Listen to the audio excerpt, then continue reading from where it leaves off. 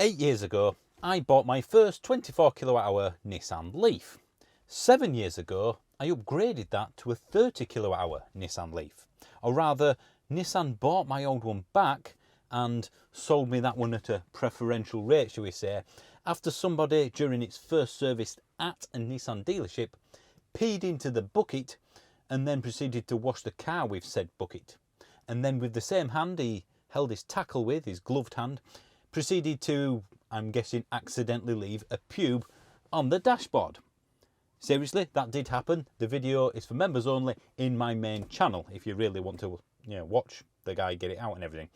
Now last week, me and Harry were playing the Is My Car Still Around game, where you essentially put the registration into one of the many websites out there and it gives you the basic history, when it was last taxed and MOT, that sort of stuff. Just to pass time and see if our old cars are still around.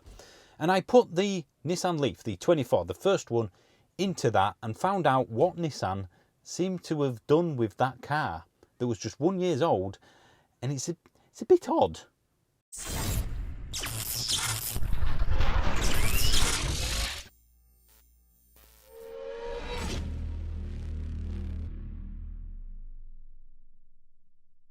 So Nissan picked the car up, took it to the dealership, serviced it and took it back again. And as I have in all of my cars, it had a dash cam. This was before dealerships realised that turning it off was a good thing when they were working on them. And it caught in full view, like as I said, the guy basically peeing into the bucket and doing what I just mentioned. I put that on my, what at the time, back in 2016, was a very, very small, I think maybe 2,000 subscriber YouTube channel. And, well, it got a bit of traction, shall we say. Within 3 hours of putting that video up, Nissan UK sent me a message through their YouTube channel saying, could you tell us what dealership this was? So I did, and then kind of forgot about it. The next morning at 7 AM, which is about 2 hours before the service department opens, the service manager for the dealership I took it to rung me up and said, and I should point out, very defensive, didn't apologise once. Oh, it's not us. It's a different company. It's a subcontractor. It's a third-party company that washes the cars at our dealership. It's not us. It's like, whoa there, cowboy. You took my car. It's in your care. It's on you. They then said, well, the person that owns the car cleaning business, I suppose, would like to pay for your service, which was £99. And I went, well, I'll have a think about it, but the video's doing quite well right now, so let me see what happens, because obviously they wanted me to take the video down.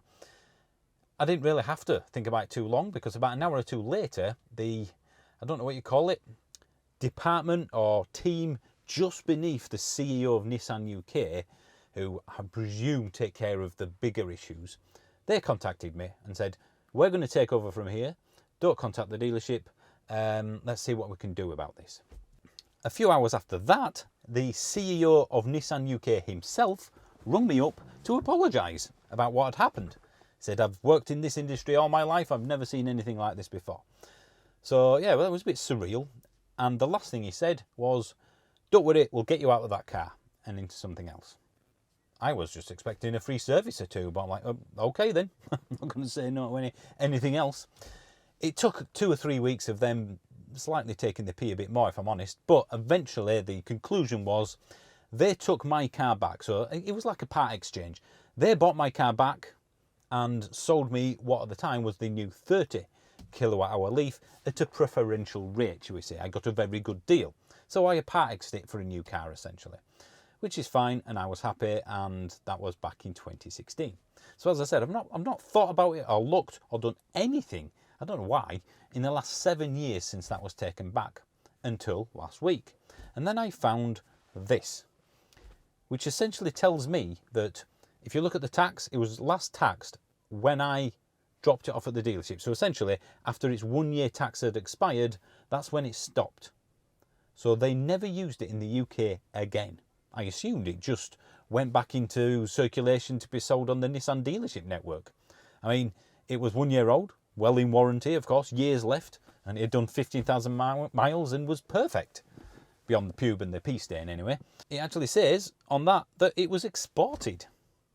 So I dropped mine off at the dealership, the old one, picked the new one up, the same dealership that did the P thing, so that was a bit awkward.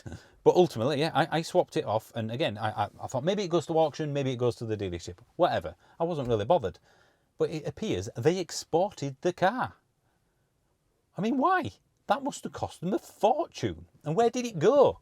Back to Japan? That's the only thing I can think of. They're right on drive. Did it go back under some... I don't know. I'd love to know, and we'll probably never will find out. But have you got any ideas of what might have happened? They took a car back that was perfectly fine and then exported it. It just seems bizarre. I mean, when you think about it, the discount I got on the 30 kilowatt hour Leaf, plus the fact that they essentially scrapped or exported the Leaf to God knows where, must have cost them way more than... They might as well have just given me the original car. Just said, oh, we'll cancel the finance, just keep the car. It'd cost them less to do that than the other way around. It's very odd. I mean, can you think of any reason of why this would happen? A perfectly good car that... I mean, I hid the registration. It's not like anyone knew it. It's not like it was a car that had been in the papers for being peed on or anything. See, there you go. That's the tale of the Nissan Leaf, the 24 kilowatt hour. And that's essentially sums up the sort of stuff that you'll get on this channel, which is the second extra content channel to my main one, which is the Electric Vehicle Man. The link to everything will be in the description below.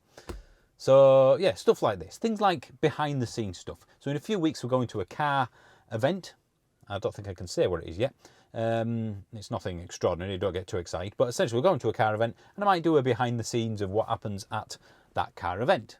And then on the main channel, that's sticking to its one a week now, and that will get the car review and the main videos. So essentially, anything like this that's not a main video or a big enough topic to fill out one, that's what this channel's for. And of course, the Driving Home podcast, which hopefully you've already listened to or not. Either way, let's see how it goes. Right, I'm done. Thank you for watching. See you soon.